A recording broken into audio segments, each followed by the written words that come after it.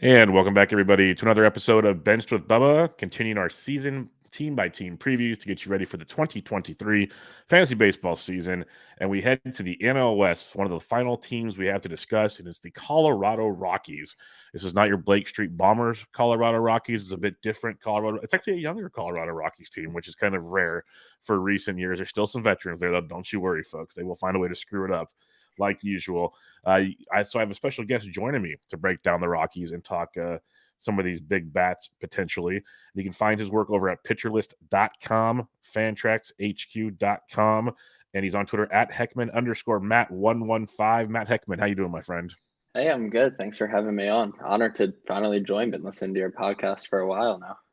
I appreciate it. I'm looking forward to chatting with you. Like I said before the show, it's good to get your voice on the show, get a face to the writing, and you've been crushing it out there. So before we get going, let everybody know what you got going on. You've been doing a lot of like everywhere. Like I think seems like you're tweeting a new article for somewhere every day. So what do you got going on? Yeah, so I am originally I was over at Fantrax. I'm still there. I do mostly analysis pieces. Once the season gets started, I do a weekly or every two articles a week for lineups, just kind of tracking AL lineups, NL lineups, detailing some news. So that's to come. I do a lot of my XWRC Plus stuff over on Fantrax, so that's more my analysis. And then I recently joined the Dynasty team at Pitcher List. So I've been doing prospect articles, breakout prospects, top 10 rankings, that kind of thing over at Pitcher List with Chris Clegg. And yeah, really excited about what the Dynasty team is doing over there.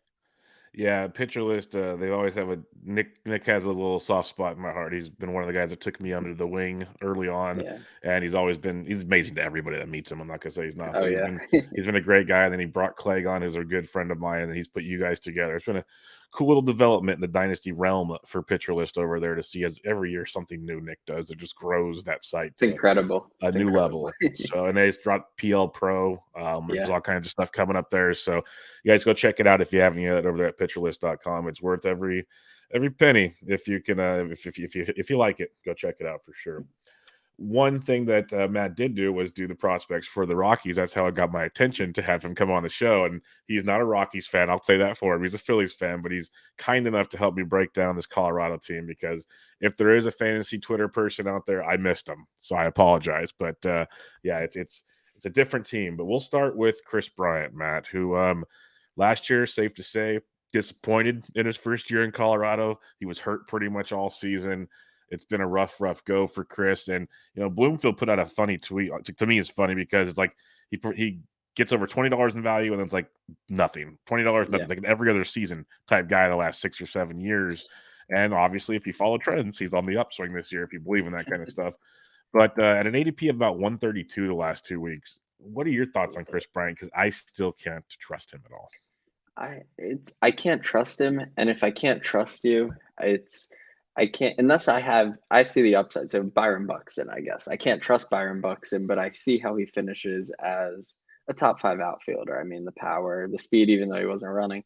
Kris Bryant, I mean, I graded him out as I think he's my outfield 34, and he's outfield 32 ADP. So I don't even dislike him, but if I can't trust he's going to stay healthy, he's I mean, he hit 5 home runs in 42 games last year, but I don't think he's really a power hitter. He's going to hit about 20 home runs, hit for decent average. He's not going to provide any steals especially now at this point in his career after all the injuries. I think projecting more than 5 stolen bases is kind of a stretch. It's just, I can't pull myself to draft him. And when I'm doing these mocks or starting up leagues or redraft leagues, I can't find myself drafting him just because I don't think the upside is that high at this point in his career.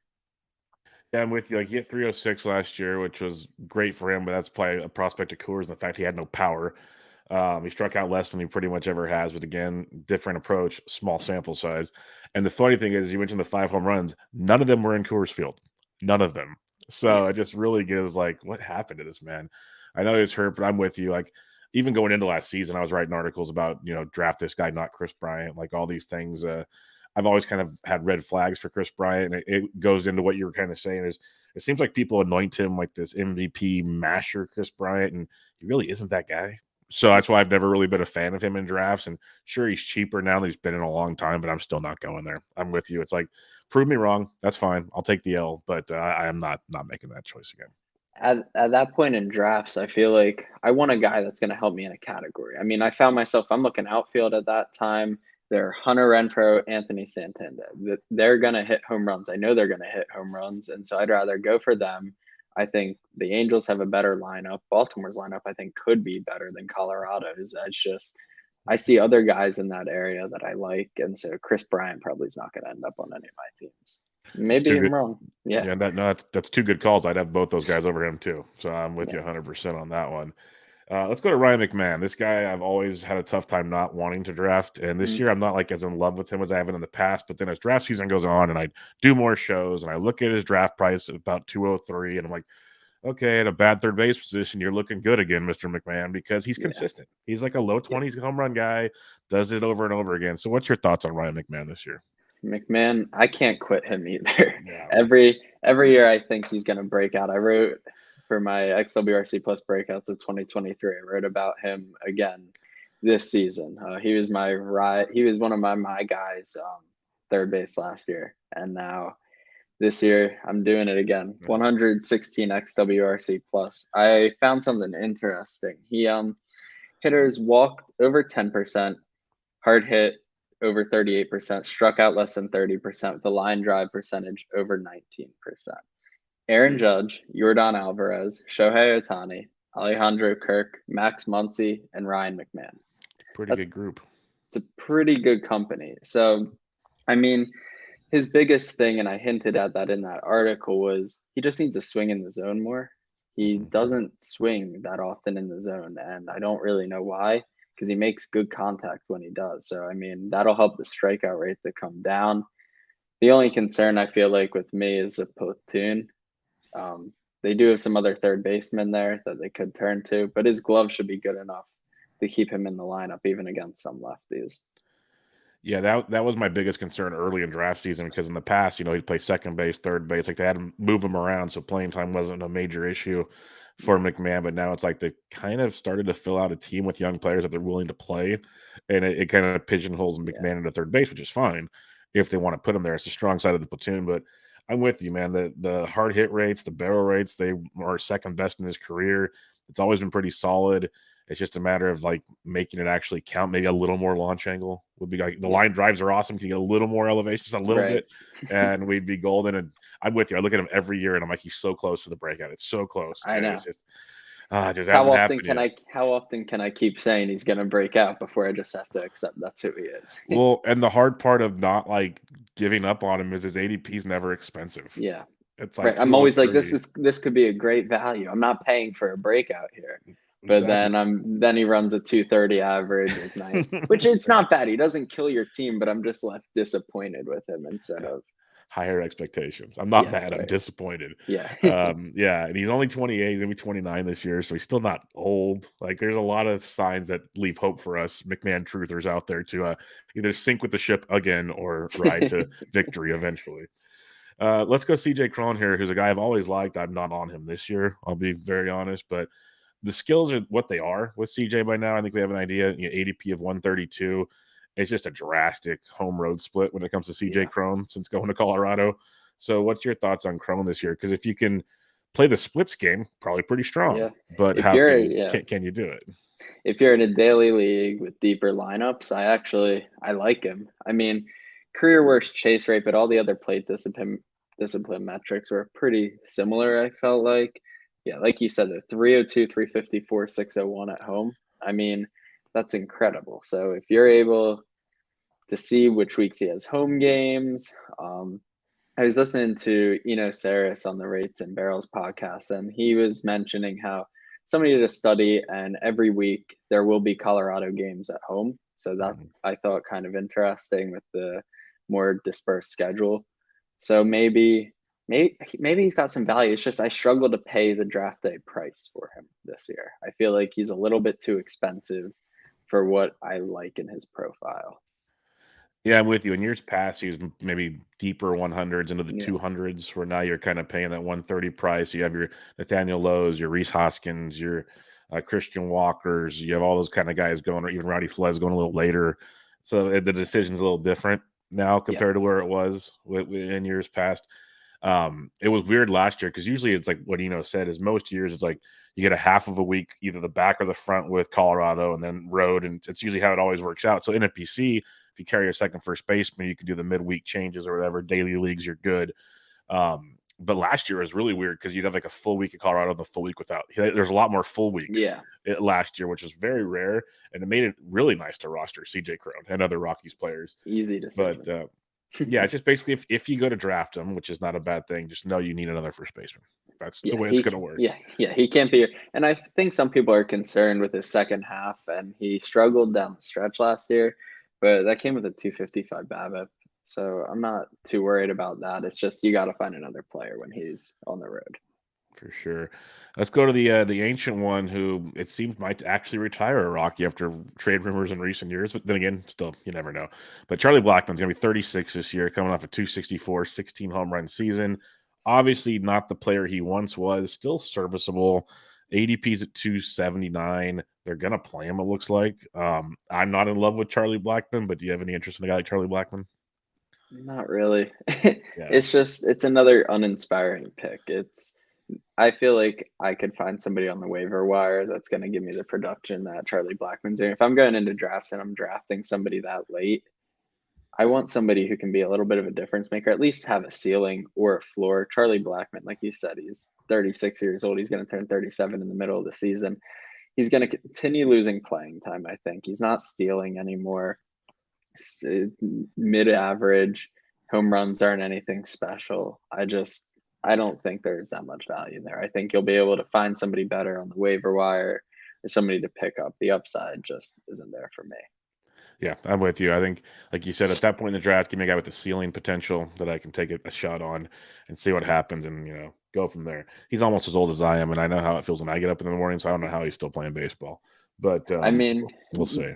The perfect player to take right around him is Brandon Marsh, going one outfield spot ahead of him with the same, little Phillies homer right here. But I love Marsh. I don't know. Great changes down the stretch. I just feel like that's so much more enticing than somebody like Charlie Blackmon. Their hairs are a little bit similar. Maybe that's why they're going similar ADPs. There is a similar vibe. That is for sure. There's especially early Charlie Blackmon days. Very similar vibe on that one. This is a player that I've slowly been growing some interest to in draft season. That's Brendan Rodgers, ADP of 256. I guess my confusion is why he's going so late. I know he doesn't run, like zero running, but he can hit for an average, a little bit of pop. He's only going to be 26. I don't know. I think there's something there. Maybe I'm overthinking it, but at that point in the draft, it's depth to me. What's your thoughts on Brendan Rodgers? I could be totally wrong. No, I feel like the more I've looked at him this offseason, the more I've actually liked Brendan Rodgers. He's got a stable floor. And so he's going to hit for average. He's going to score some runs. He has power. As a prospect, he had 60 grade raw power as a future value. It's there. And then the issue's really just been his launch angle. Last year, though, he had a career high barrel percentage, exit velocity, sweet spot percentage, career highs in whiff percentage, and chase rate, career high in zone contact. There's a lot to like, and it's almost prospect fatigue for him. He's 26 now. We've heard about him for so long. I think the expectations were so high that we're not really realizing what's the development that's happening right in front of our eyes. He gets his launch angle up. I think it was up to 9% or something in September. It was at 4.6, something just not great on the season. But if he's able to keep that launch angle up, hit some more line drives, hit some more power, I think quietly he could hit 280 with a double-digit walk rate and close to 20 home runs. I know that's not flashy without the steals, but I think it's good value. At 256, I'm in. So you're seeing the same things that I saw, and then I mentioned it on the recent Bubba in the Bloom because we did the ADP areas, and he was standing out to me in that realm of other guys there. He seemed like he had that upside that we're looking for later in drafts. And it was the stuff that you mentioned, like the contact skills are really, really strong for a guy that produced or didn't produce, I guess, is the way I look at it. Maybe it's a Colorado thing because Brian McMahon does the same stupid stuff. Maybe they always need to go to some clinics, all go to Driveline or something and figure out how to elevate the baseball. and it could be glorious. But I'm with you on Brendan. I'm willing to buy back into some depth in the middle infield for sure. I mean, going after Christopher Morel, I Yeah. don't know why you would ever take Morel over Rodgers unless you're desperate for speed. But Rodgers' overall skill set, I feel like, is so much higher. And he should play every day also. That's another thing Yeah. that really got Yep. my attention, where Morel, like you said, the speed's the difference, but there's still a lot of question marks in playing time. So Yeah. that's the deal there. Let's go to Ezequiel Tovar. This one's kind of intriguing because they pretty much already said he's the dude. They want him to start the season at shortstop. Got a little pop. We got some speed. We kind of really good minor league stuff. ADP of 224. It's interesting. Some people are reaching for him because it's Colorado, but what's your thoughts on Tovar? Category leagues, I'm in. I like him. I think Colorado will give him the opening day spot. I think they like his glove enough that even if the bat isn't there, that glove is going to keep him in the lineup. So that provides a little bit more security. Points leagues, I am fading him. If I own him in a points dynasty league, now's probably the time to sell, I would think. He doesn't walk a whole lot. He doesn't have game-changing power. Two of those things are pretty important, I think, in points leagues, especially. But the speed is there, the contact skills are there. I think he's going to play every day, and Colorado should help his average even more. So I'm pretty in on him in most leagues. Yeah, no, I think he's an intriguing late shortstop, middle infield option, especially the speed he could bring. Could be a gap to gap type guy with a little bit of pop. So intriguing, especially if he bats ninth and then it flips around that lineup. He could score a lot of runs if things Yeah. work out in his favor. With Randall Grichuk having surgery and he's going to be out to start the season for a few weeks, we won't talk too much about him. He'll probably be more of a waiver wire ad for most people. It looks like Sean Bouchard should get if I think I pronounced that correctly, Jean Bouchard should be getting the playing time. It's up in the air. There's other options, of course, but this is a guy I was looking at way earlier when I looked like Steamer 600. I'm like, he rates out really well, but there's nowhere for him to play. We've seen some power, speed, skills in the minors. He had 3 home runs and 97 plate appearances last year. What's your thoughts on Bouchard, who has an ADP of 571 right now? I don't hate him. I'm not in love with him, but I don't hate him either. I think he's got sneaky value. I mean, you were talking about it this year last year, 20 home runs with a 300 average in AAA. I mean, I know it's a hitter friendly league over there, but I think that's still intriguing. It's really just coming down to playing time. I'm not sure I see it. He's not a center fielder, so they're going to play Daza out there in center.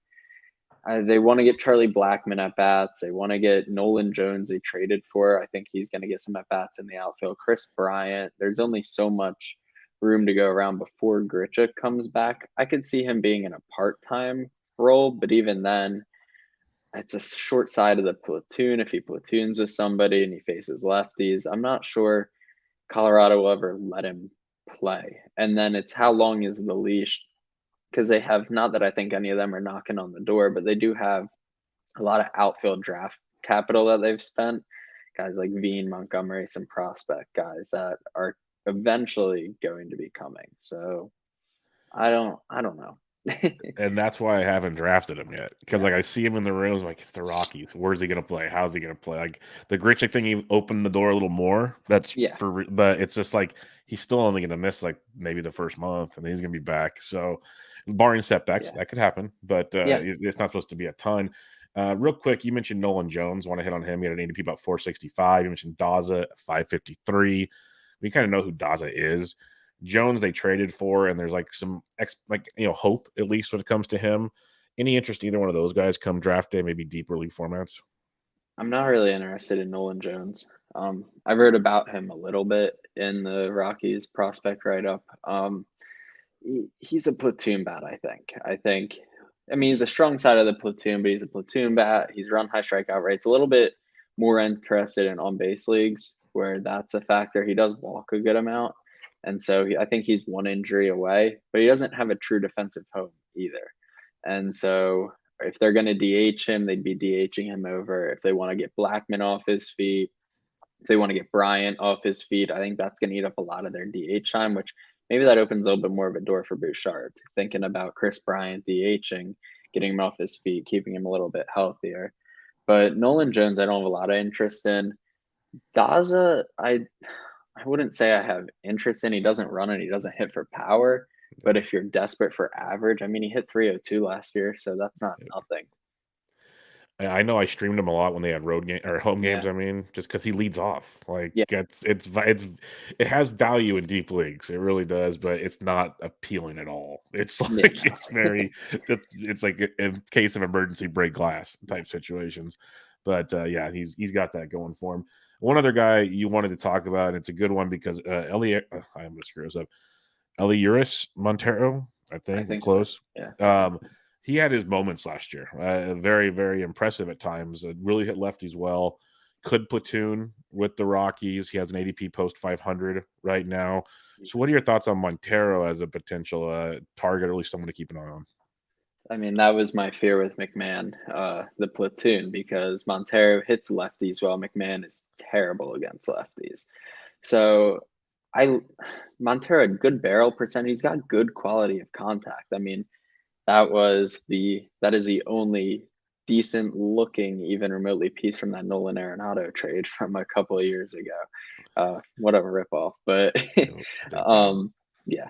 But he really broke out in 2021 after the pandemic and he cut his strikeout rate. And then last year after his promotion, he saw that strikeout rate balloon back up to 32%, which was his biggest issue as a prospect. The power's there, even the swing path is there.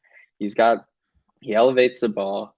He seems like it should be a great fit in Colorado, but he just swung at everything after his promotion. But if I'm taking a shot on a deep bat on that team that's one injury away, I think it's him. I think he could be useful. Yeah, he could DH. He could play third. He could play Yeah, first. Like there's places for him to right. go based on injuries, of course. So I Yeah. think it is an intriguing bat. Like we saw some very good moments outside of the other frustrating moments, like you mentioned last season. So I think that's an interesting target, especially later, like in your draft and hold formats, best ball formats, stuff like that.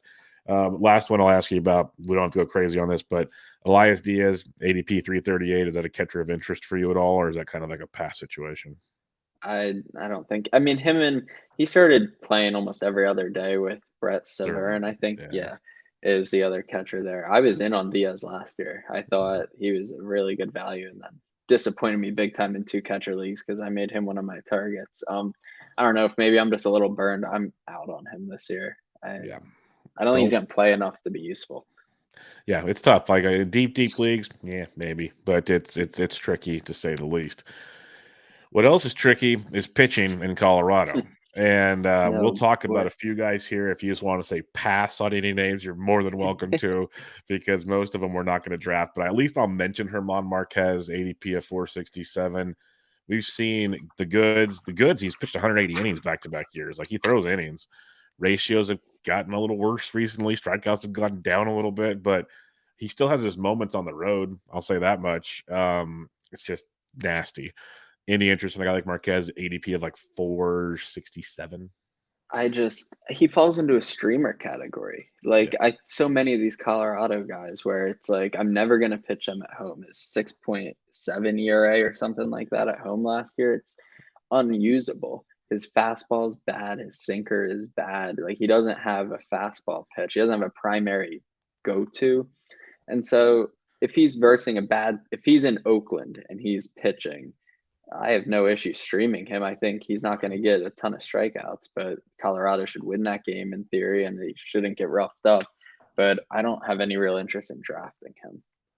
Yeah, that's kind of how I feel. I know I will stream him at some point this year, and I'll probably Yeah, stream one of the next few guys at some point this year. There's 100% chance that'll happen. yeah, But to waste a draft pick, like I say, waste to use a draft pick on one of these guys feels wasting it. So yeah. it's tricky. I'll just put them all together. You have Kyle Freeland, Jose Urena, Austin Gomber, Connor Siebold. Are we kind of thinking the same thing for the rest of them? I'm not gonna unless there's someone that really interests you. Like go for it. Kyle Freeland is in the same exact boat, maybe even worse than Marquez. I will say, of those names you mentioned, Austin Gomber interests me the most. He's got some good pitches.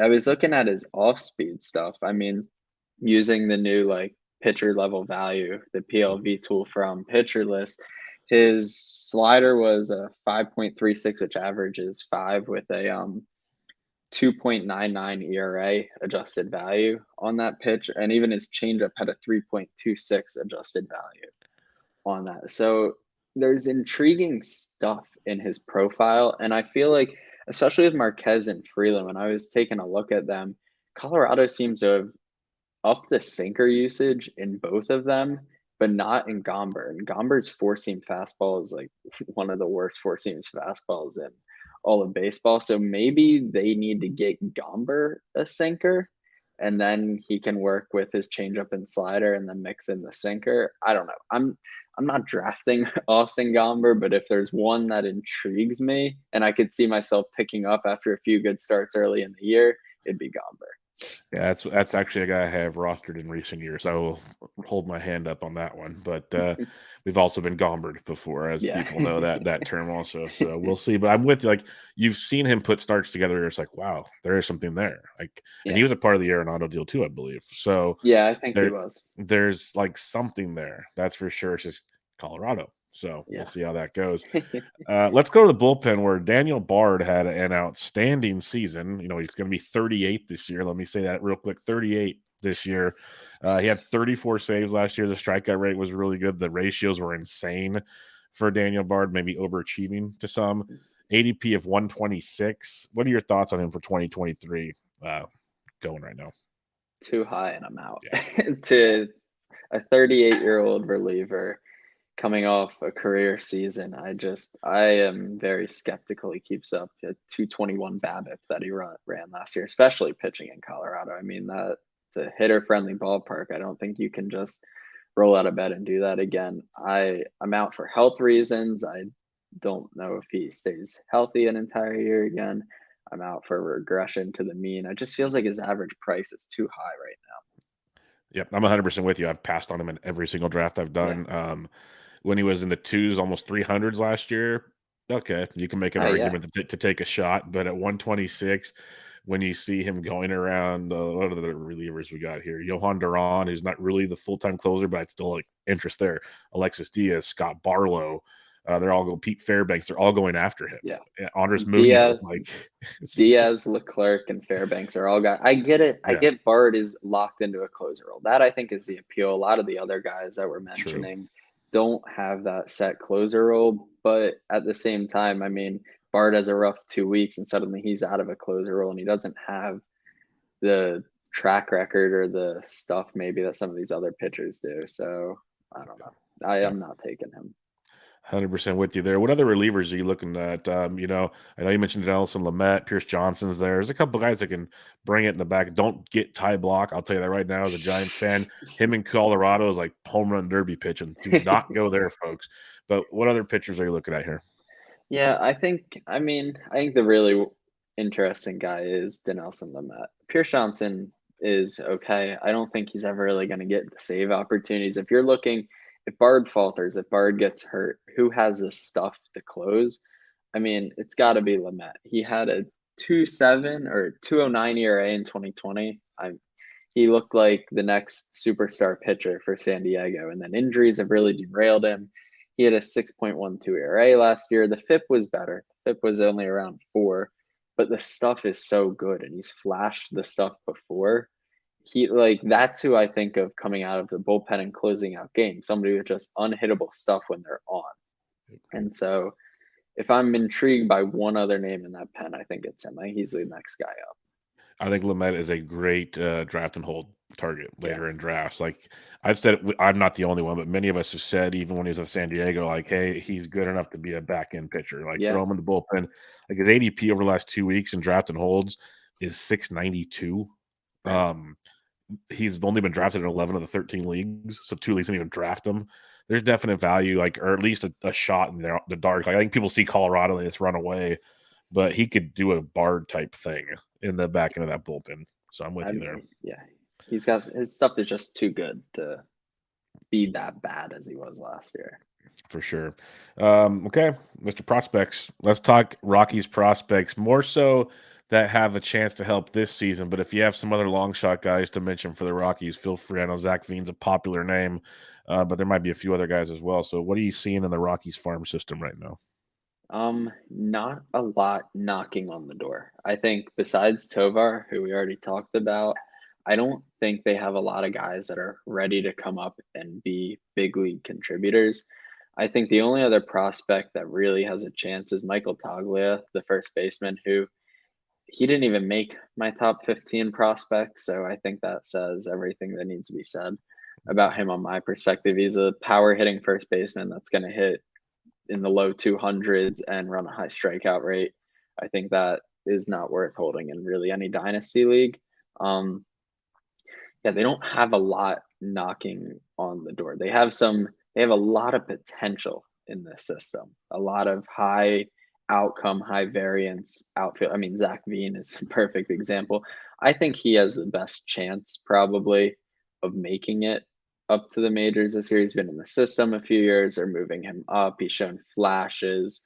I think if things get desperate, we could see him. All right. Yeah, no, Zach Feed's one that, in drafting holds, you like to take chances on guys. I still can't do it because I'm not sure if he'll make it this year, but he's very Yeah. intriguing, as you said, very intriguing. And Toglia, we saw get a cup of coffee last year. Like there was a couple games he did really well. A lot of games he was pretty quiet. So we'll have to kind of wait and see.